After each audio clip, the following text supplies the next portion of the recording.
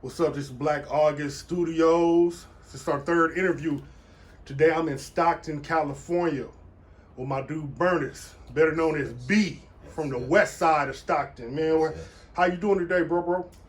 Man, honestly, I'm grateful to complain to you. Okay. It wouldn't matter no way. Shit could be worse, but I'm good. That's right. You know what I noticed about you, B? You always have a upbeat personality, man. When I talk to you and my interactions with you, you always, you're a good dude, man. And I can tell that just through interactions with you and just hearing when you talk about family or some of the history. I remember it's a story that you told a while back that I'm not going to repeat here, but it shit had me laughing. I still think about it to today. You know what I mean? So, I've explained what these interviews are doing and what we're trying to accomplish, and I just want Stockton, Northern California, somebody, a reputable person from somebody, nobody with no smut on them, somebody that's still good in the hood to tell their story. And when I thought about that, one of the first things that popped up was B. So we here now, and I want to thank you again for giving me a little bit of your time. And we're going to get right into it so I don't be wasting your time and my time. So, first question, like I said, were you born in Stockton? And if you weren't, where are you originally from? And when did you come to Stockton? I was born in Stockton. Okay. Actually, French Camp, but that's Stockton. That's Stockton? Yeah, that's All Stockton. right. So, you was born in Stockton. What part of Stockton are you from? Or in talks with you, I know that you've lived all through Stockton. Yes, absolutely. So, where do you say, what part did you become B at? Where did you become a man at? West Side. Yeah, absolutely. West Side. Okay, West Side. Absolutely. So were you raised in that part? Absolutely. Okay, so tell me a little bit about Stockton when you were a youngster coming up, and what's the difference between the West Side and the other parts of Stockton where that you identify the West Side as who you became, who you are today?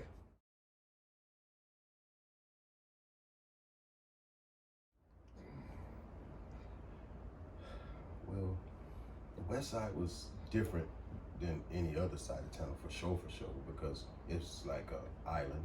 Mm-hmm. You know what I'm saying? One way in, one way out? One way in. I heard that. That's some of the stuff that we're taught when we come to Stockton. And we was always out west. Okay. You know what I'm saying? You know, we never really, we did, you know what I'm saying? We venture out and stuff, but we never like ventured out too often. We was always out west, you know what I mean? So it's like, that's how we remain close-knit in my generation of my partners that's in my generation. That's how we was able to stay so close-knit because we didn't never really venture out the way cats do nowadays, you know? Right. We got cats from out west that be out east, out south, out north, you know what I mean? And it wasn't like that. You know what I'm saying? Okay. So we had to gel with each other. We had to, lock each other in real solid, you know? Right, that's right, We that's worked right. on it. So when you were a child, man, what was Stockton like growing up? Was it fun as a child? I know you have children and you have grandchildren.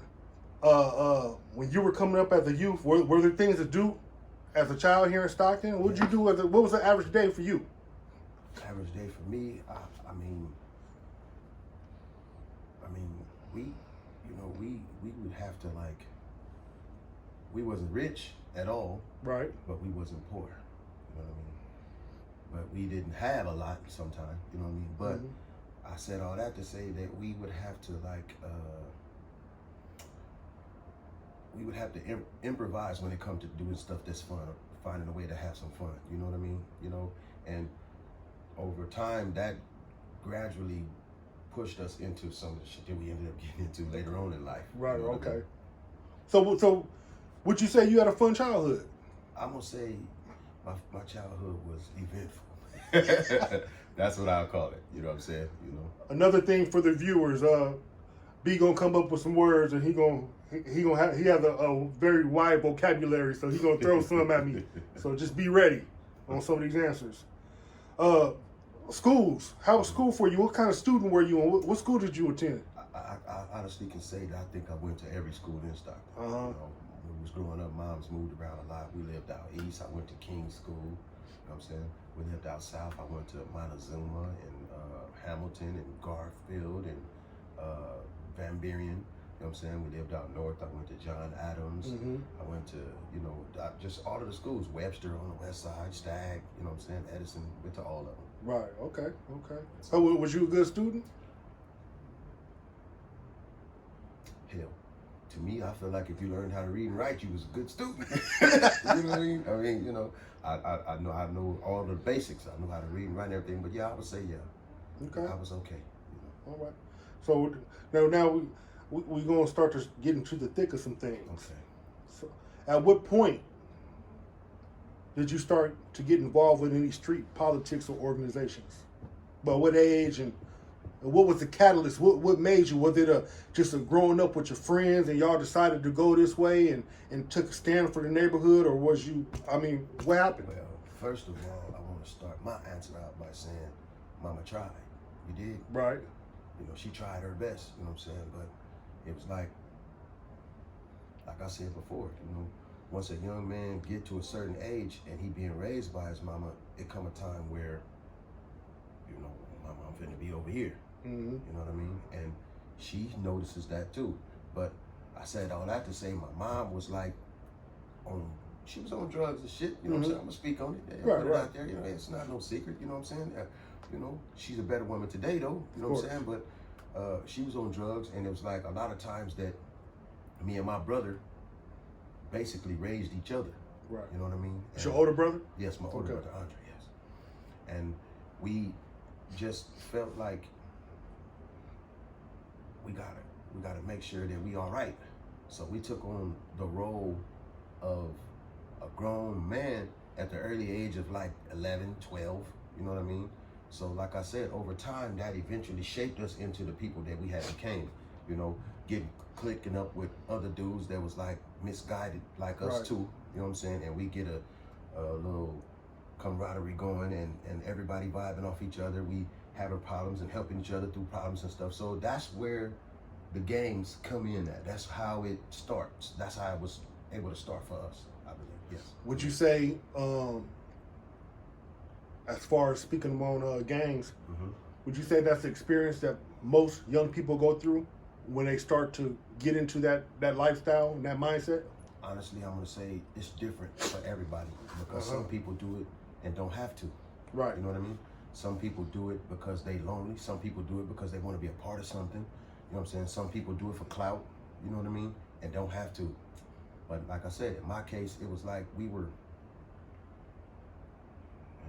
just like trying to find something, you know what I'm saying, to help with the problems and woes and shit that we was having. Okay, all right. That's some good answers, man.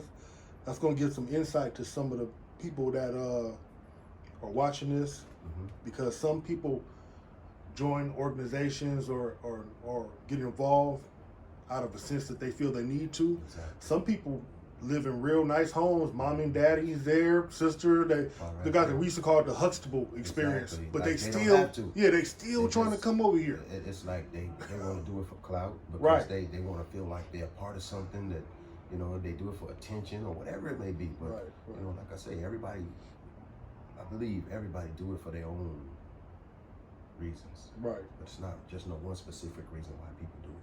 So what neighborhood, what set are you from?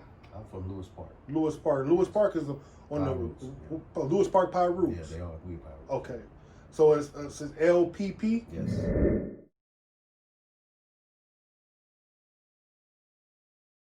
Okay. Are there Bloods also in Lewis Park? Yes, West Side Bloods, yes. Oh, so it's two cliques coming out of Lewis Park.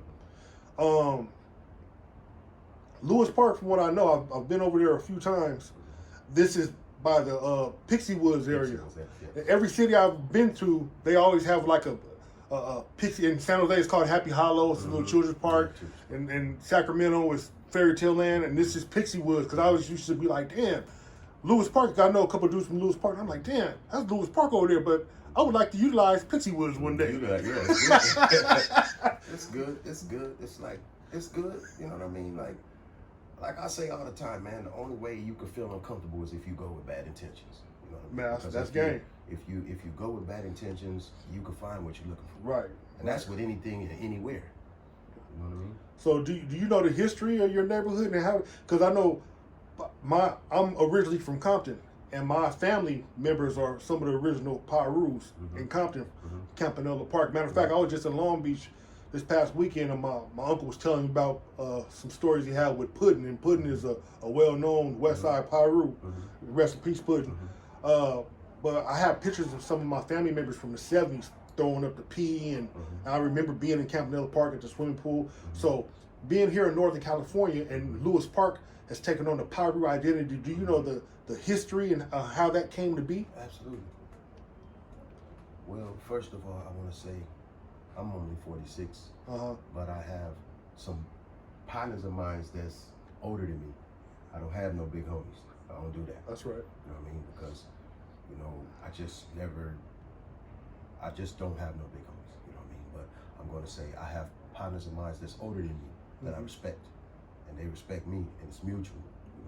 But from what I can remember and from what I know, I'm gonna say, man, not to be, it's hard to not give names, but don't say no names. Yeah, some of my loved ones, man, like, I like looked up to them.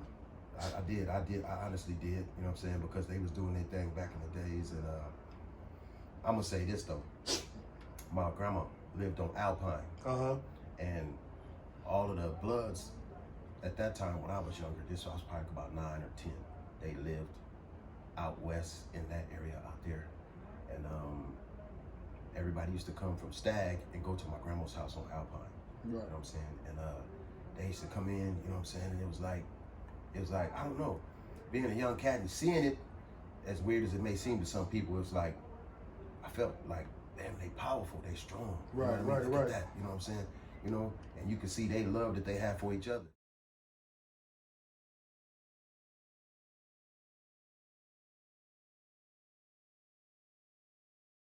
You know what I mean? And, at a young age like that, it's easy. You impressionable. I wanted to be a part of that. We was raising each other, man. Right. You know what I mean?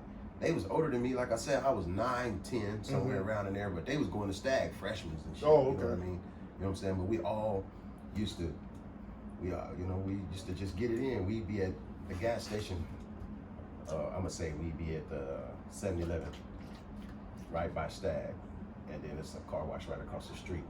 And grown dudes would come up there, Crips, because back then it was a lot of Crips. Stockton was full of Crips. The south side was Crips, the north side was Crips, the east side was Crips, west side was the only Bloods. You know what I'm saying? So we was short as a midget with no knees, you know what I mean? But we was us, you know what I mean? And we, like I heard a quote to say that I'd rather be with 10 real ones than 100 cowards. Right. You understand what I'm saying? Right.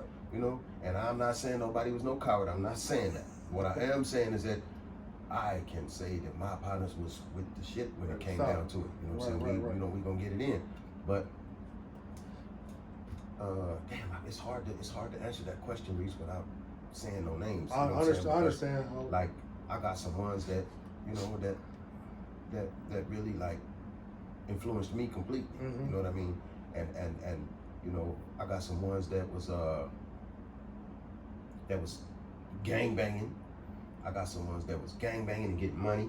You know what I'm saying? I got some ones that was gang banging that had all the bras. You know what I'm saying? So I got my chance to take a pic and see, you know what I'm saying, and look around, you know what I'm saying, in there. And then me and my brother start just coming to going in. My mom moved out west, you know what I'm saying, and then it was just on from there. So what I'm getting at is, so you saying Stockton at one time had a lot of Crips, all Crips. See, I noticed, West Side was the only area in Stockton that took the stand, and we're gonna do something different. Did the rise of Lewis Park come out of there being nothing but Crips, and you took a stand to be independent from them, or were you always, was Lewis Park always on that bloodline? I can honestly say that I think that they just didn't want to be Crips. You know what I mean? And I was influenced by the fact that they was different. You know what I'm saying? You could see Crips all the time. Yeah. Walking with the rags and, you know what I'm saying, and the khakis and doing their thing. But, they wasn't like, back then, they didn't just get flamed up unless it was like a a get down or something. Okay. You know what I'm saying? But see, when you wearing blue as a Crip, you can wear it, and still not look like you. You know what I mean? Right, Because it's like a really normal color. It's more Right. accepted. You know what I'm saying? Right. But red, if you got on a bunch of red, ooh, Right, yeah, you know what I'm saying? He it. right, look at him. You know what I mean? So, you know, but yeah. So this reminds me of the conversation that we had the other day in the office when we were talking about Southern California and how the Piru Street Boys, Pirus in Compton, how they came about because they took a stand, something just like Lewis Park did here in Stockton. They took a stand and they're not going to go with the normal status quo. We're going to stand on our own, and then you can't do nothing but respect that. It's easy to turn because somebody gonna force you and told you to flip, but if you stand as a man, you gotta respect it, man. I give whoever props for that. Ooh, it was hard. I swear, man, I ain't lying to you, man. It was hard being a blood back then, man, because we was like boxed in. You know what I'm saying?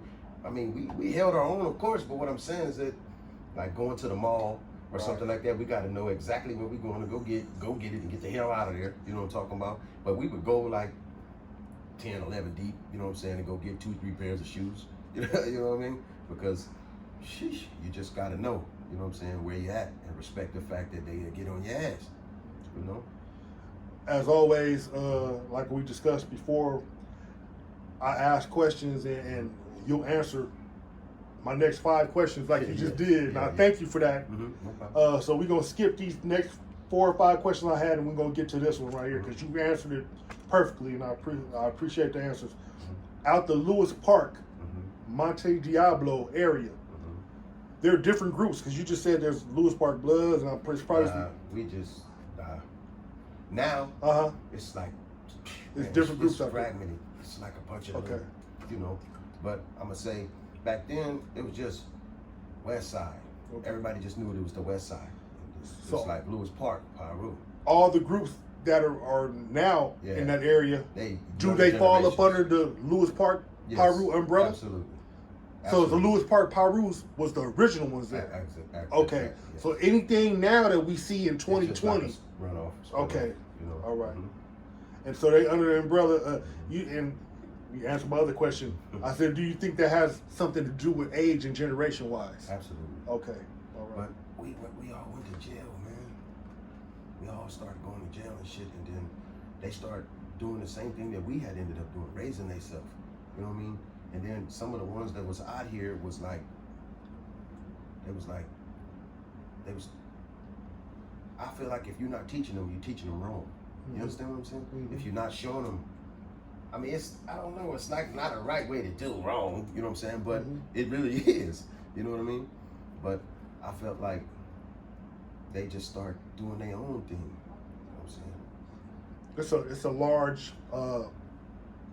Asian population over there. Absolutely. So what's your interaction with them? Are they from the LP too? Yes, absolutely, absolutely. But see, like I said though, when we in my generation, see, I'm almost 50, I'm 46, I'm gonna say, in my generation, the Asian homies was Lewis Park. Oh, okay. Pirus, they was my guys. You know what I'm saying? But now, I mean, it's all segmented up. It's segments, like different little, like, you know, this group, and then you got this name, and they come up with another name, and you know, but they all from out west. They all from out west. So now, instead of it being the Lewis Park umbrella, it's the West Side umbrella. Okay. You know what I'm saying? Okay. Everybody from out west. You know what I'm saying? So, you know, it might be, you know, 2 or 3 different people that's in different parts of out west, but they from out west.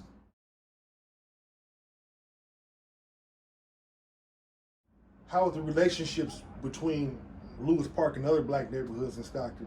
Was it mainly peaceful or problematic? Man, I'm gonna tell you like this, man. In Stockton, everybody that lived everywhere. Right. You know what I mean? I think I can honestly say that I know that everybody that lived, like I said, everybody that lived everywhere. You know what I mean? You know, but just over time, things happen, bad blood start formulating, and people don't be able to get past certain shit, and it just keep the cycle going. You know what I mean? Right. So we start maybe getting into it with North Side cats. You know what I'm saying? We get into it with East Side cats, but we never really funked with our South. You know what I mean? We never really like got into it with South Side cats because South Side cats was like basically everybody really originated from out south anyway. Right. You know what I mean? That was like black people. Right. Way long time ago before it got sectioned off into sides. Everybody was from out south. You know what I mean? Right. So, nobody we didn't have really folk with out south.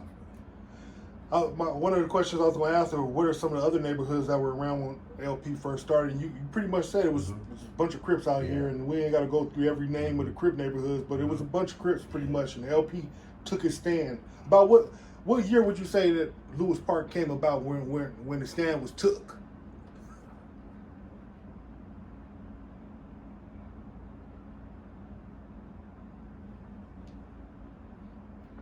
I would have to say in the 80s, like early 80s. Early 80s. It's not that we ain't, it's not as old as some spots, but yeah, about the early 80s, somewhere around the early 80s. You know what I mean? Just like we were still young. Like I said, we were still young. I was still young because I was born in 74. I'm gonna say 84, 83, 84. I was 9, 10. Like I said, you know what I mean? And that's when they was like, damn, I want to say something to my guys, man. But it's just. It's all good. They know you in their thoughts. You know what I mean? Yeah, I can't say one though, because he passed in his memory. I love him to death. You know what I'm saying? Rodney, yes, Drano, Big Drano. Big Drano. You know what I'm saying? And rest in peace to Big Drano.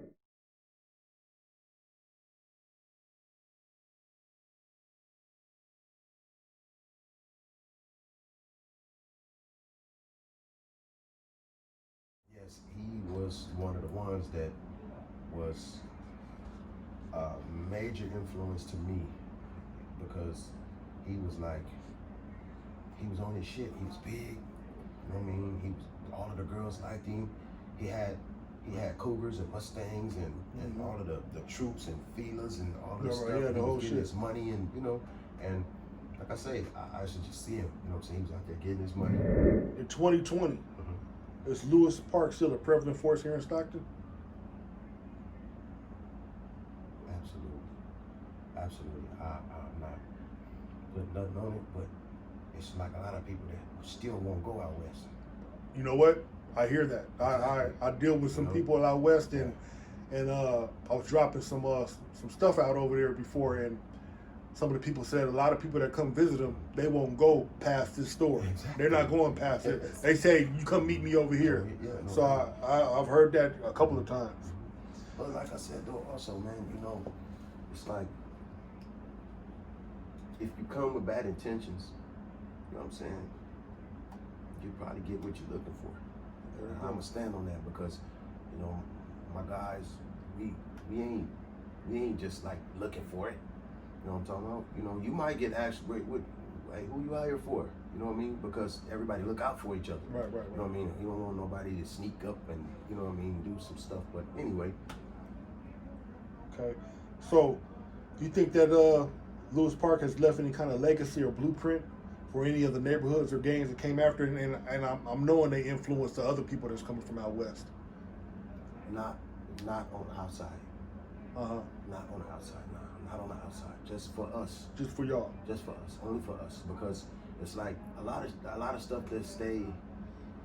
that happen out west, like they say in Vegas, it stay out west. You know what I mean? We be on mostly some in-house stuff where, you know what I'm saying, we do our discussions and stuff like everybody else do, but we don't feel like it's necessary to try to glorify shit that we do or things that people do. How do you feel about some of the Stockton, the youngsters, they kind of taking on the mannerisms and characteristics and the influence of like the Bay Area? I mean, collar popping and the dreads and yada, and nothing wrong with that, the Bay Area, but the Stockton have its own identity. Yeah, we do, but that is just something that caught on, and it was a fad, growing dreads and throwing your hair and all of that, and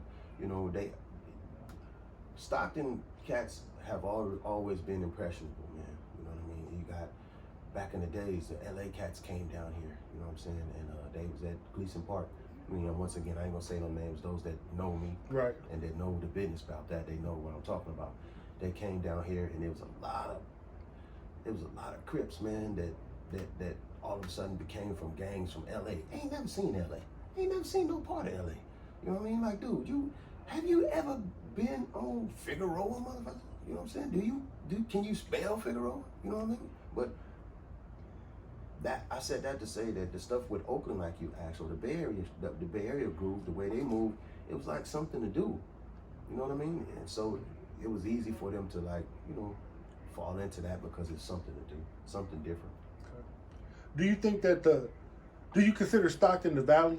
Yes. Okay. Do you think the Valley is getting this blood or Crip? Do you think the Valley, Stockton, California, gets its just due respect?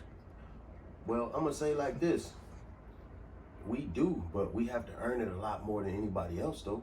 You know what I mean? Because, like I said, I've been in the feds, I've been in YA, I've been in prison and stuff, and a lot of times they think that we not serious. You know what I mean? Right. And then you have those ones. But yeah, once they find out, you know what I'm saying, they be like, "Who? Yeah, He with it." Yeah, right, absolutely. So you just said that you was in YA, prison, and the feds. How long did you do? What was your longest joke that you did? Well, I did 11 years in the feds. Wow. Yes, 11 years in the feds. Actually, 10 years and some months. But I just said still 11 years. 11 years.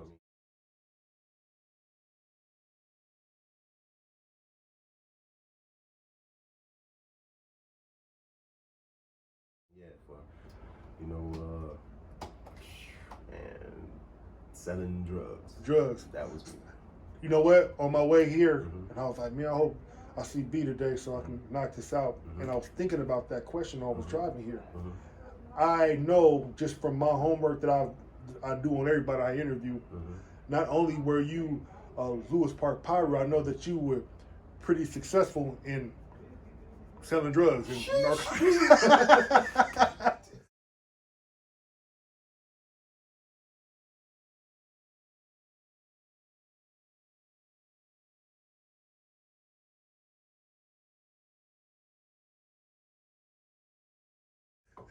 Hey, but so I can dig it. So I can dig it. What I'm saying is, how did you balance that? How was you a active game banger but getting money? Because when you get money, you got to deal with people that's probably from other places. Absolutely, but like I said though, that was one of the things that, like, I'm gonna keep saying it. It is what it is. That's one of the things that I was influenced by with Rodney. Right. You know what I mean? He was able to maintain it. You know what I'm saying? He was getting his money and he would get down with Crip cats, you know what I'm saying? That was about their money though. Right, but right. You have to be a pretty good judge of character. Okay. But you still gotta be on your shit though. You know what I'm saying? Because, even if this dude is on about his money, you know what I'm saying, and y'all can get some money together, he still got that, just like he probably think you still got that. You know what I mean? That's right. But it's like, it was hard sometimes, like I whip my car, I have my car looking really nice, I painted and everything, got my rims going and my music and everything, and then it gets shot up and shit, you know what I'm saying? And back then, nobody wasn't doing insurance.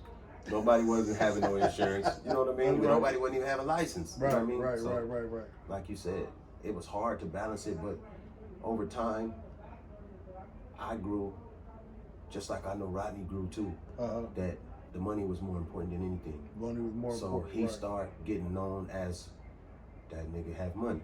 You know what I'm saying? And that's what I wanted too. I wanted to be known that, okay, they know I'm from out west. So that part is done. It's already done. That's how I talk. That's locked in. We already know that. But now, let's do this. Let's get this money. Let's get this money. Okay, we talked about that. I don't want to keep on belaboring those points. So we're going to fast forward to the present time. You're a family man. Absolutely. You're a working man. Yes. You're provided for your wife and family. Yes. I see you come in the office with your little grandson. His little peanut head. He be belling around here walking. And he looks at you. When I see him look at you and interact with you when he grabs your phone, he looks at you like you were Superman and you walk on water. And it's a beautiful thing to see. I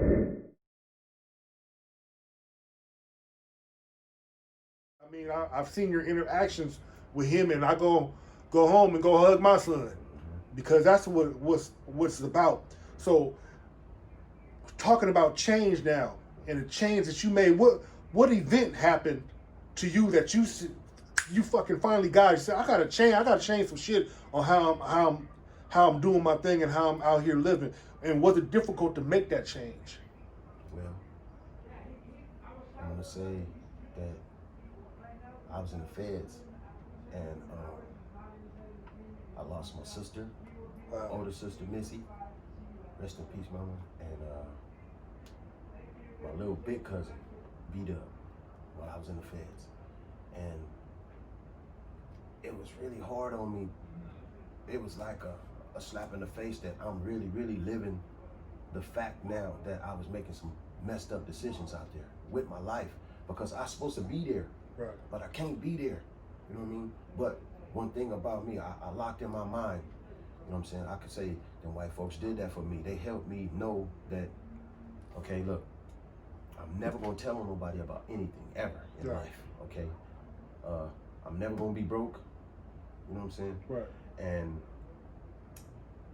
those, I'm never gonna tell nobody about nothing. I'm never gonna be broke, and I refuse to go back to jail again. I refuse. I'm 46, and I think I gave at least 19 years of my life away. If I add it all up, it'd be like 19 years that I gave away, that I can't get that back. So it's like I said, those three things make me know that I got to work. Right. I have no choice now, you know what I'm saying? Because if I catch a case or something happened to me now, this is the way I was thinking in there. If I catch a case again when I get home, they won't throw me away. It's over for me.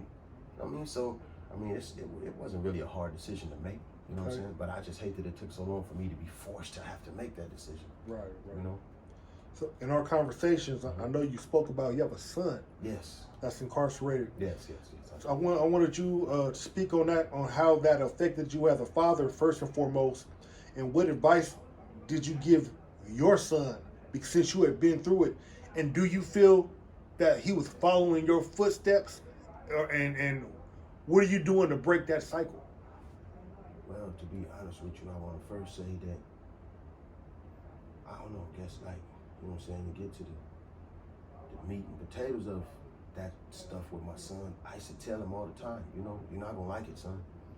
Man, when white folks get you, you're not going to like it, man. You're going to be in there, and you're not going to like it, man. And, he would listen, you know, or I would say, no, he didn't listen. He would hear me. It's a difference. You understand what I'm saying? And to me now, with him being away like this, man, it's like a constant reminder to me that I feel, you know what I'm saying, that I didn't fail as a father, but I missed something. I missed something with him that he needed, that I wasn't giving him, but for him to be able to still do that while I'm here. So I feel like it's on my watch, you know what I mean? Now, if I was in jail and he did that and then came to jail, then I'm like, damn, I messed up. I should have been there. But I was here, you know what I mean, when it happened. So I was like, I'll be there for him. I know a lot of the ins and outs of what he's going through in there, so I make sure that he's good, you know what I mean? And that's the best I can do. But at the end of the day, once again, he is and will always be his own man. Right. You know, that was hard for me to accept, because even though he is his own man, that's my son. Right. You understand? Say that, brother. And I hate that for him. Right. And there's been times where I'll be like, man, I'll go knock it out for my boy, man. I'll go in there for him. I'll knock it out. Damn, I got it. But anyway. Man, that's deep, man. I'll be missing him. Yeah, yes, sir. Because, my God, I miss all my sons, man. But, I mean, it is what it is. We good. I know, man. Man, that's deep, brother, man. You got me. Edit. Sheesh.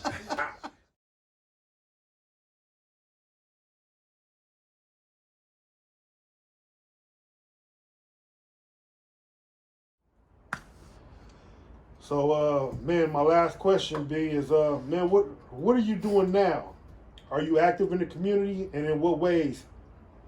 I do everything in my power to be active in the community, because I know that a lot of the times I know that a lot of stuff that's wrong with Stockton, I ain't gonna say it's all my fault, but I helped in getting it that way, you know, with the way that I was living my life back then.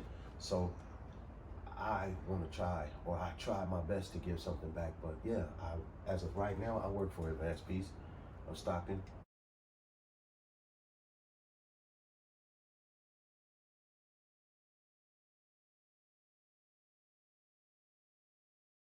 And I'm a credible messenger. You know, I mediate beefs between young cats. You know what I'm saying? And you know, I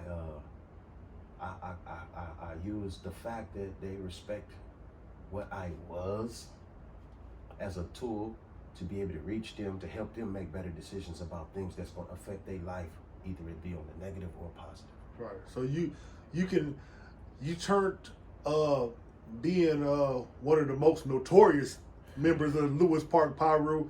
You used your influence from those days to put a seed and plant a seed of positivity into these young men that you're dealing with now.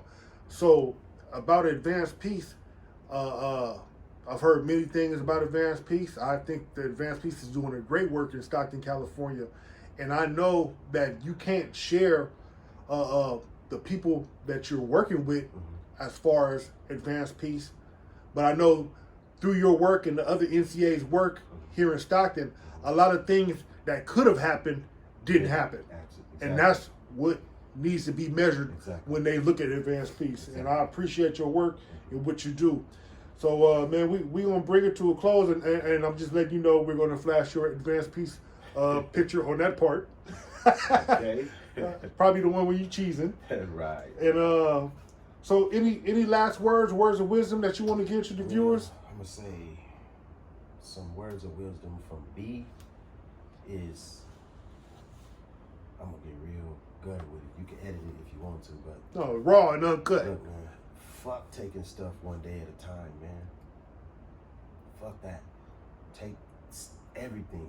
Fuck taking life one day at a time, man. Take life one decision at a time. Because one decision can dictate the rest of your life, man. One decision, one bad decision can dictate the rest of your life. And do you know how many decisions you make in a day? So, that is it. There we go. B from Lewis Park out of West Side, Stockton, man. Advanced Peace, NCA, man. Thank you for your time, and I appreciate you, brother. Absolutely. All right. Absolutely. Go.